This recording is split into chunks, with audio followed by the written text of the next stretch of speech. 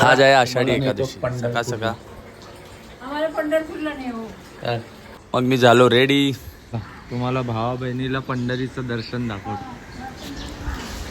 जाता जाता आम्हाला वारकरी भेटले. चला पंढरीला. गेलायस का मामा कधी पंढरीला? नाही पंढरी नाही जाऊन एकदा माळ घे. सगळं बंद.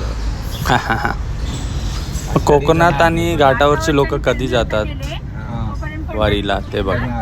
आता कसं भात लावणीचा सीजन, कोकणातले लावणीचा सीजन. आषाढीला नाही जास्त करून. आषाढीला कापणीचा सीजन, पण एवढा नसतो. म्हणजे आता आपल्या इथे लोक कधी जातात जास्त करून? आषाढ दिवाळी दिवाळीच्या वेळी. ओके.